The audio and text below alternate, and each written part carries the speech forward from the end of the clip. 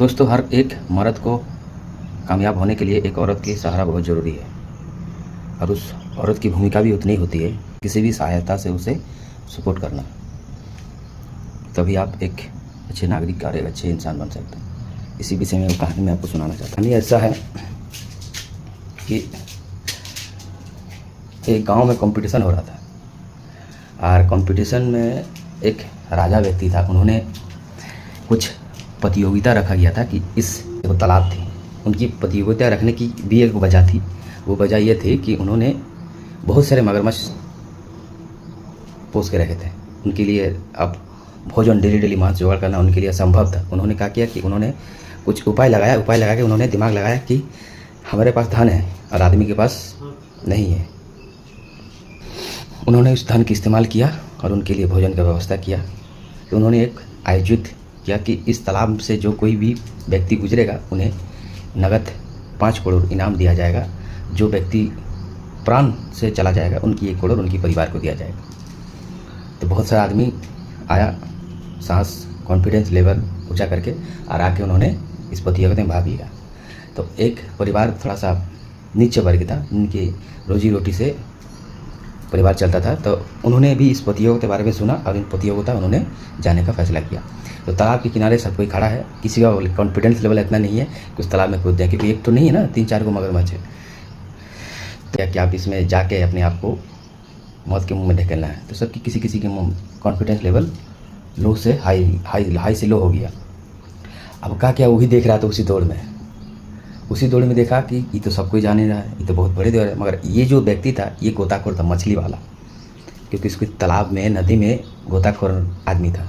इसको तालाब नदी किनारे में मछली वाला जान भी करते कितना फुर्तीला रहता है। तो उसका पत्नी सोचा कि अगर ये मेरे लिए जिंदा भी रहे तो भी फ़ायदा, मर भी जाए तो भी फ़ायदा, क्योंकि इनका जो स्केल है अभी मैं इनको परखता हूँ। अब उन्होंने क्या किया, धक्का दे दिया पीछे से।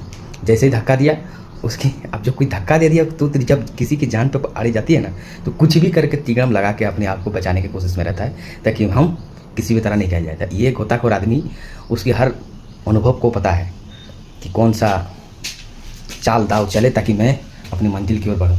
उसने जब सोच लिया कि अब तो मैं कूद ही गया पानी में, अब तो किसी भी तरह या तो मरूंगा या तो जिंदा रहूँगा।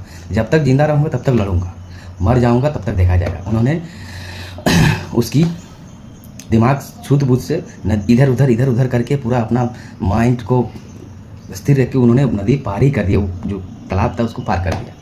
पार करने के बाद प्रतियोगिता जीत गया। जीतने के बाद सब कोई वाहवाही देने, जितना कोई आया था सब कोई आया था। मगर उसमें से बोलता है ना कि जीत एक ही आदमी को मिलता है, अगर कॉन्फिडेंस लेवल आपकी जीतने की हो तो उसमें से वो जीत के निकल गया। उसके बाद राजा साहब आया, उन्होंने बधाई दी और उनकी जो ये था, जो इनाम रखा गया था वो इनाम उनको दिया गया। देने के बाद वो जो व्यक्ति बोलता है, अबे साला ये तो सब ठीक है, और ये बताओ कि हमको धक्का कौन दिया। तो उसका पीछे से पत्नी आता है, अजी हमने दिया था, तुमको जरा सा भी शर्म नहीं आया। अगर हम मर जाएं तो, अरे तो आप ऐसे भी क्या करेंगे जीत के, जिंदा रहते तो फिर 5 लाख मिलेगा, मरिएगा तो 1 लाख मिलेगा। हमने सोचा कि आपकी एक बार आपसे जुआ खेला जाए, क्योंकि आपने कहते हैं कि हमसे ज़्यादा गोताखोर कोई है नहीं। सोचा आपका स्केल को हम कान लगा दिए।